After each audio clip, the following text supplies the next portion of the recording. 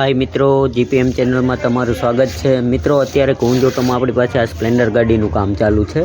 मित्रों आ गाड़ी में प्रॉब्लम एवो है कि जे आना गेर आवे गेर फसाई गया है। आना जो कि गाड़ी गेर में पड़ती नहीं कि कशुं थतुं नथी, मात्र कंईक एक गेर में फसाई गई है। एमने एम ज रही है। जो कि आ गाड़ी आई है भाषा गामथी અને ભાષા ગામથી આવવાનું કારણ એ હતું કે આ ભાઈએ મારા જીપીએમ ચેનલમાં વિડીયો જોયા છે અને વિડીયોના માધ્યમથી એણે આપણો કોન્ટેક્ટ કર્યો અને પછી આપણી પાસે ગાડી મોકલાવી છે। જો કે ગાડી રિક્ષામાં નાખીને લાવ્યા છે।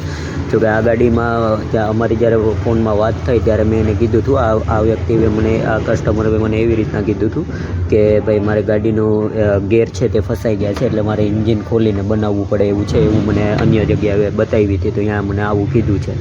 એટલે મેં એને કીધું હતું કે 99% ગેર ફસાણો હોય એટલે એન્જિન ખોલવાની જરૂર નથી પડતી। ગેર સ્ટોપરનો કે બીજો કોઈ અન્ય વાંધો હોય એના માટે આખું એન્જિન ખોલવું નથી પડતું, ખાલી ક્લચ પડ્યો ખોલીને જોવું પડે। ત્યારે આ ગાડી આવી એટલે આપણે આનો ક્લચ પડ્યો ખોલી નાખ્યો। જોઈ લો મિત્રો, ક્લચ પડ્યો આપણે ખોલીને જોયું તો આની જે ગેર સ્ટોપર છે તે ફસાઈ ગયેલ છે। જો મિત્રો અહીંયા તમને દેખાતી હશે, આને ગેર સ્ટોપર કહેવામાં આવે છે અને આ ગેર સ્ટોપર છે અહીં ઉપર હોવી જોઈએ, ઉપરને બદલે અહીંયા નીચે ફસાઈ ગયેલી છે। એટલે એના હિસાબે ગેર છે તે પડતા નથી કાંઈ નહીં ને, અને એકને એક ગેરમાં હલવાઈ ગયેલી છે। જો કે ગેર સ્ટોપર હમણાં હું તમને નાખીને સીધી કરીને આપું છું।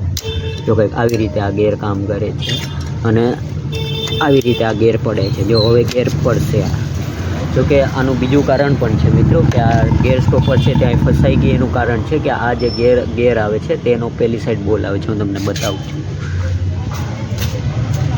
અહીંયા આ ગેરનો બોલ આવે છે, આ ગેરનો બોલ છે તે ખુલી ગયો છે, જેના કારણે ગેર છે તે આગળ ધક્કો લાગી જતો હતો અને ગેર સ્ટોપર હલવાઈ જતી હતી। એટલે મેઇન પ્રોબ્લેમ આ એક બોલ્ટનો હતો કે આ બોલ છે તે ઢીલો પડી ગયો છે। જો કે અત્યારે તમે આ ખોલીને બધું ચેક કર્યું એટલે આવી રીતના હું તમને બતાવું છું, પણ મેઇન પ્રોબ્લેમ આ બોલનો હતો કે આ બોલ છે તે ખુલી ગયો હતો, એટલે છે તે ગેર છે તે છૂટો પડી જતો હતો, એટલે આગળ ખસી જાય। આ ગેર છે તે આ ગેરનું ચક્કર આવે છે તે અહીંયા આગળ આવી જાય એટલે આ સ્ટોપર છે તે તેને ધક્કો રાખતી, પણ જો કે ગેરનો બોલ ખુલ્લો હતો એટલે ચક્કરનો અને ધક્કો લાગતો એટલે આ ગેર સ્ટોપરને તાકાત આવતી એટલે આ ગેર છે તે અહીંયા સ્ટોપર છે તે અહીંયા ફસાઈ ગઈ હતી। પણ જો કે હવે આ કામ થઈ જશે। અને મિત્રો આપણે કુંજોટોમાં આવી રીતે કામ કરીએ જ છે। જો તમને આ મારું કામ સારું લાગતું હોય કુંજોટોનું તો કમેન્ટ કરજો, અને વિડીયો સારો લાગતો હોય તો શેરિંગ કરજો મિત્રો।